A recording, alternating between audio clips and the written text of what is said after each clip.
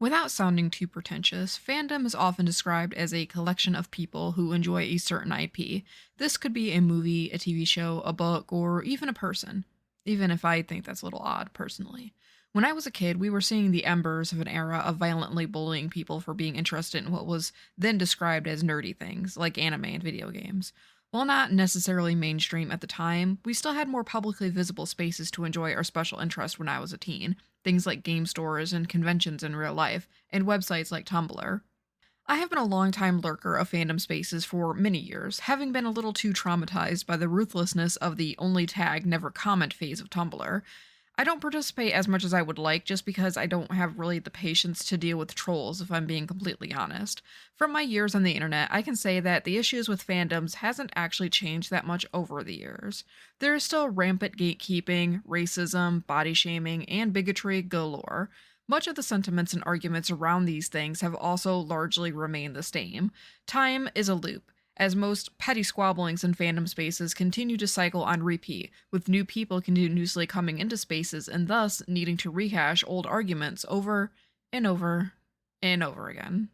As of scripting this, the current discourse on Twitter is the morality behind like race swapping characters and whether or not it's a good or bad thing, which has been a tirelessly argued case since I've first seen it on Tumblr in 2011. Fandom arguments also tend to cycle pretty quickly, so people are now shifting focus away from the morality of race swapping characters and are now trying to say that this is actually an issue of whether or not tracing is a good thing, which is a completely different argument. Despite how tiresome it is to see these things continue to happen, what I find to be the biggest downfalls of fandom spaces isn't actually the repetitive nature of the controversies that arise, or even the people within the fandoms, but rather I think the issue lies in where these fandoms are congregating.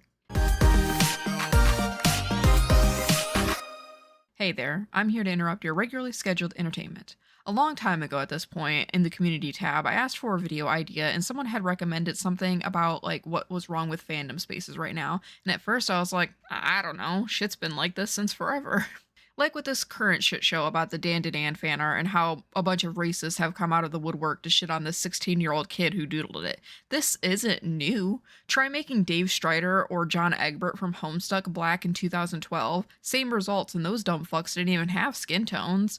The fact that fandom spaces are inherently hostile towards black people has been a problem for literally forever, and is rooted entirely in the history of oppression that they've faced since white people first stepped foot into Africa. But we're not exactly here to talk about that in depth.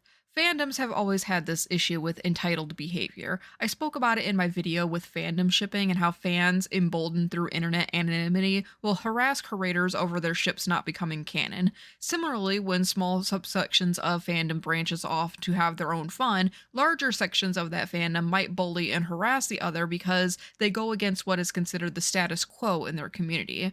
Like, for example, the time Steven Universe fans allegedly harassed someone over a drawing of rose quartz that was thinner than what was depicted in canon, and that person evidently like harming themselves, or the time that someone gave cookies filled with needles or glass or something other hazardous substance to someone at a convention who shipped Frisk and Sans from Undertale together. Super older example even to all of that is when Naruto fans started actively self-harming themselves over the fictional religion that Hidan used.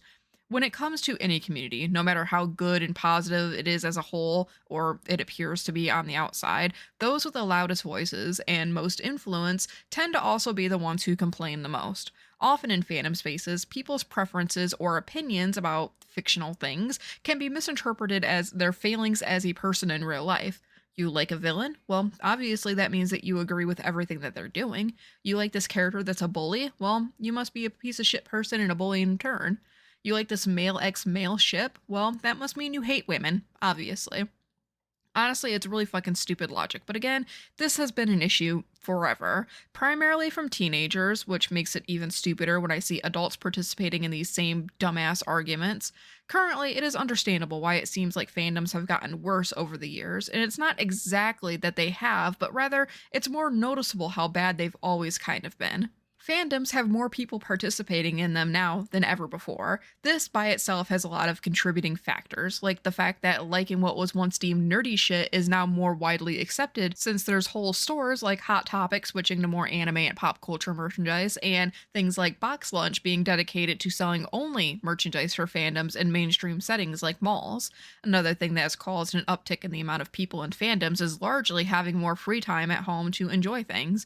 When the pandemic hit, a lot of people switched to remote work if they didn't just outright lose their job. And when you don't have a manager breathing down your neck, most people became much more productive at home, but also worked shorter hours due to finishing things faster, and thus had more free time to catch up with TV shows or read their long list of dusty books, etc. Not being able to go out and meet up with friends or like minded strangers to discuss these things has also led people, obviously, to seek out that human connection in online spaces, particularly places that were widely accessible and had pretty easy search functions at the time, aka Twitter for the most part.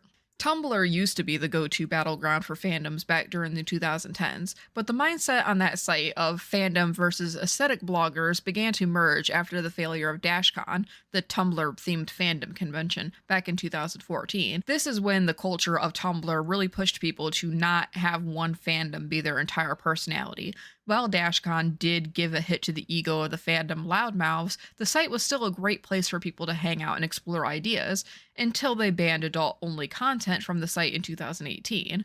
While this should have really only affected a small percentage of creators, because puritarian fandom has always been around, Tumblr's early flagging algorithm targeted any images using primarily beige or brown tones and marked them as inappropriate. This, of course, sparked a lot of complaints because it was disproportionately affecting the artwork and photography featuring BIPOC subjects. Tumblr's inaction to fix these issues in a timely manner caused those that stayed to finally leave the platform and move on to Twitter. Twitter becoming a centralized hub for fandoms wasn't exactly a terrible thing when this started going on around 2020, because there was halfway decent moderation on the site back then. You were actually able to report someone for the use of obviously hateful slurs, posting extremist propaganda, and targeted harassment. Oh, and the block feature actually blocked someone from being able to see or engage with their account. That was pretty cool.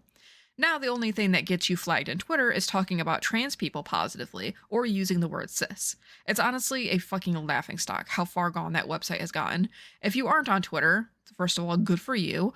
All of this means is that when Musk bought the site in 2022, he took away countless protective features and changed the TOS that promoted what he called free speech, which basically meant that people being the worst scum of humanity no longer had to see any repercussions for their behavior by the site itself. This, of course, made it fall onto the user base to moderate their peers, with things like blockchains, and by that I mean threads listing off people to block to avoid issues and not some crypto bullshit. Alternatively, people began to comment on the nasty posts that people would make against certain people or topics, and with this raise in engagement came the raise of rage bait accounts. Like fandom spaces, rage bait has always been around since forever, but previously these kinds of accounts would eventually fall into irrelevancy because they wouldn't have much of a purpose after people stopped paying attention to them. They didn't have any incentive beyond, I feel like pissing someone off today, so I would often see these accounts pop up and die off faster than the fruit flies around my dog's shit. Then Musk changed the verification process on Twitter. Previously, to get a blue check, you had to have a certain amount of followers and engagement, and often had to have a real risk to your reputation if someone was impersonating you. Musk changed this to allow anyone to become a verified blue check user if they just paid him a monthly fee. At first, this wasn't really that enticing, but he kept putting more perks into the deal, like prioritizing your posts within his new algorithm and suppressing the content of people who weren't verified. Then came the real thing that I feel ruined fandom, especially on Twitter: the monetization of people who paid for their blue check. With the right amount of engagement, verified users on Twitter are able to make money through said engagement. This was the incentive to revitalize these rage-baiting accounts in full force, because now they had a purpose beyond just ruining someone's day. They can make a living off of doing it. In the earlier days of the system, people would often post screenshots and brag about how much they were making, with some people reporting close to $10,000 a month on just commenting things under already popular posts. It didn't matter if what they said was morally reprehensible, and it especially didn't matter if they actually stood by the heinous shit they were now saying, because at the end of the day, it got them a paycheck. The more people who clicked on their post or commented to tell them to go fuck themselves was just more engagement, more money for them. This is why when you go into comments on popular posts, you can see a lot of the blue check accounts spewing a lot of the same brain dead, please take the bait kind of post. And as much as everyone who's been in fandom spaces for a while and have seen wave after wave of 4chan troll raids try to tell newer people within these spaces to just ignore them, sometimes it is hard not to make your sassy one-liner quip against these asshats. This is especially tempting for people wanting to call out the use of generative AI within the art sections of fandom communities. Fun fact of life is that nerds love to fucking argue with people. When the blue check rage bait accounts became the overwhelming majority on the site and people were literally making web browser extensions to block anyone with a blue check, this no doubt affected people's monetization, and that's also why, in part, I think that Musk altered the block function the way that he did. If people are automatically getting blocked, even if they hide their blue check status, they aren't getting engagement and money, and if they aren't getting paid anymore, why bother continue to subscribe to the blue check? One way to combat the blue check tomfoolery is to community note them, as that takes away the monetization on the post, but it's only a matter of time before Musk does away with that feature somehow as well. As Twitter has gotten more and more unbearable, people are trying out different avenues to continue consuming the content that they love, but sadly, with the rise of generative AI content, it's becoming increasingly harder to find spaces dedicated to authentic human creators who love the same thing that you do. There is something called the dead internet theory, which basically amounts to that every one person that you talk to, at least 10 others are bots. This is especially true on Facebook, with countless bots posing as helpless old people to try to scam your real grandma. Instagram is no better when it comes to the overabundance of bots being owned by Facebook. I find that if a company owns multiple sites, example being Meta here, and one site has a particular issue, all of their connecting businesses also suffer from the same problem. The more bots the site has, the less people want to use it, since the point of social media is to experience connecting with a real person. On the artist side of things, fandom spaces have become even more bleak, as once art-specific websites like DeviantArt and ArtStation have also began to cater to AI-generated garbage, and in the case of DeviantArt, they made their own AI generator, and began to train it using the art of the people who've been using the site for years. This blatant betrayal of trust was made even worse by the fact that at first, this was something everyone was automatically pushed into, and was an opt-out feature instead of an opt-in.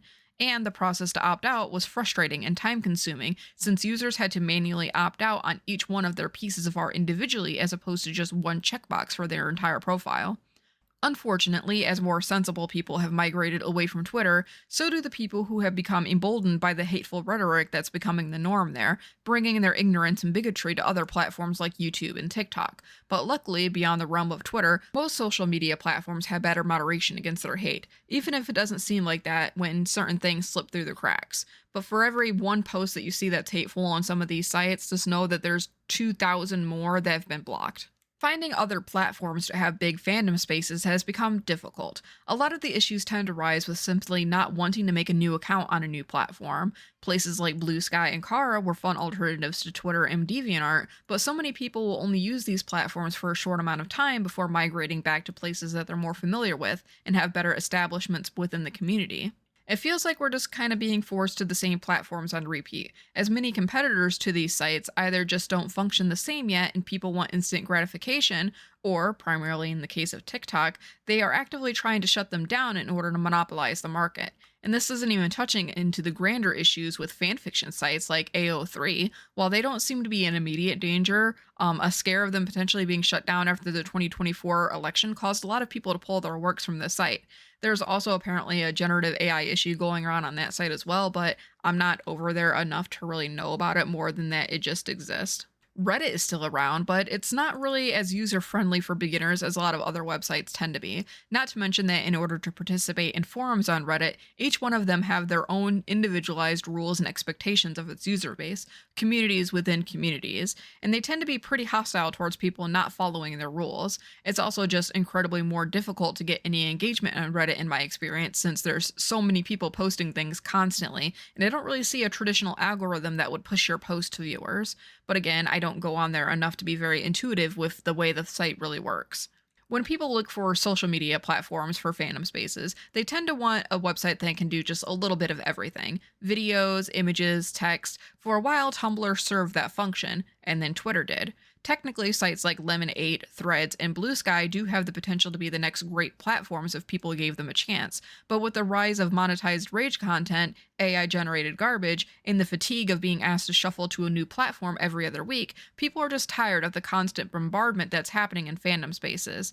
And at least in America, with the ever rising issue of gun violence at large events, there's always a growing sense of dread whenever you find the chance to hang out in a real world setting with your fellow nerds. What has ruined fandom hasn't actually been the people within them, as shitty people have always existed within every niche space imaginable. What's really ruined fandom is that we are running out of places to go to avoid all of these other problems.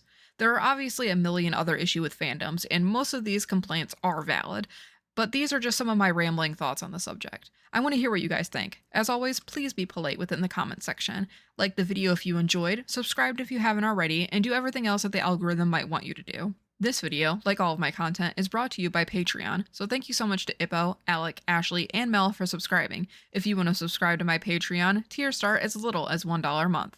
Also, thank you to the channel member, Megan May. You're the YouTube MVP. That's all for now. This is Finn, signing off. Until next time. I can't move on till I let go. I feel so lost, never at home. Need to be strong, every breath hold. 'Cause I can't move on till I